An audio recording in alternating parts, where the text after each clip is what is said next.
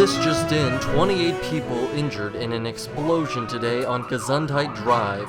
Officials are still investigating the situation. In other news, man climbs Mount Rushmore today. We'll have more details at 6 o'clock.